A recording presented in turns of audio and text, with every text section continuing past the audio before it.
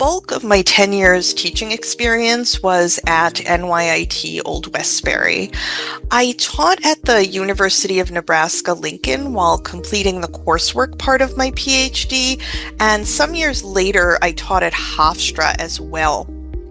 Most of my students at NYIT were studying architecture, engineering, or the health sciences, which gave me a lot of insight into and experience with teaching literature and composition in a classroom of STEM-oriented students.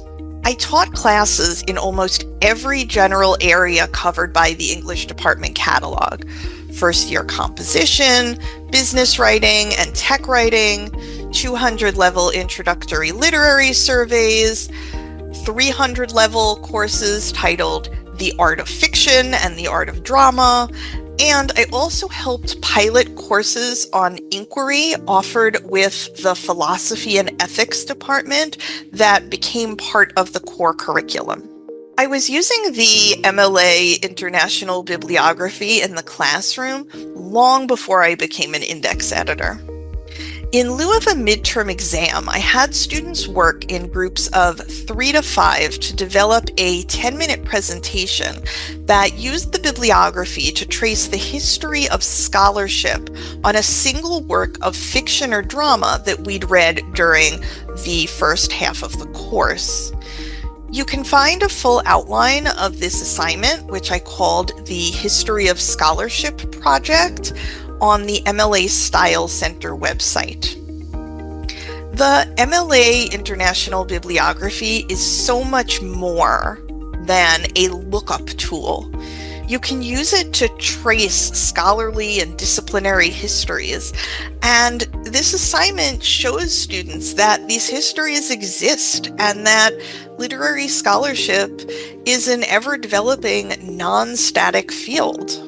The first-year composition curriculum included an overview of the library's databases given in both the library and in the classroom.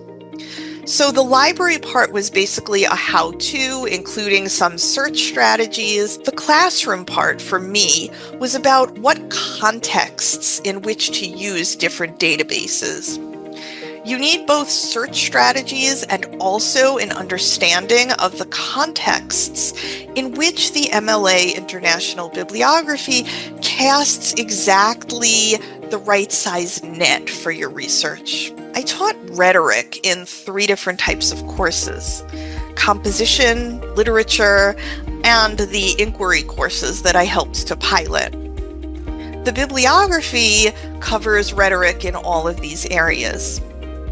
Rhetoric and composition, which has had its own dedicated section in pedagogy since 2000, covers the teaching of writing, writing studies, and discourse studies. For more information on how writing studies in particular is covered, you'll want to see the Researching Writing Studies in the MLA International Bibliography on EBSCO tutorial. In addition, rhetoric in a linguistics context is classified under stylistics. I think the History of Scholarship project translates well here when we're looking at rhetoric as a literary term or rhetorical criticism as a type of literary theory and criticism. Rhetorical criticism is indeed a heading under literary theory and criticism in the bibliography, so we can search for that term to get an overview of how exactly it's been covered. To really home in, we'll use the MLA thesaurus and add the term rhetorical criticism to our search. I'd recommend having students start at the thesaurus to make sure they're using the preferred term, which will ensure that their search captures everything it needs to.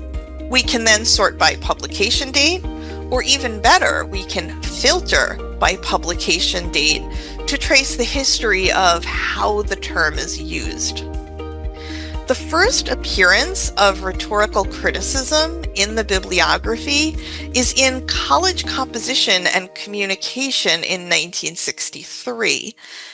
This is the publication where the term appears most often throughout the 1970s.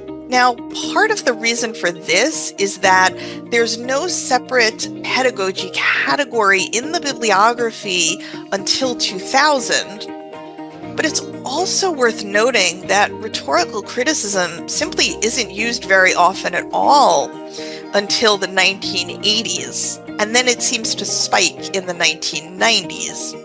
Encourage students to look for patterns. Whether they were researching a term or a literary text, I tried not to get in the way with what I supposedly already knew as a scholar. So this is effectively how I taught with the MLA International Bibliography.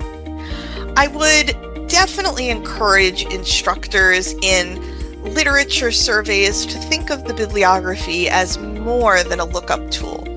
Novel assignments and research and learning can come out of seeing the bibliography as an evolving document of disciplinary history in literary studies and elsewhere.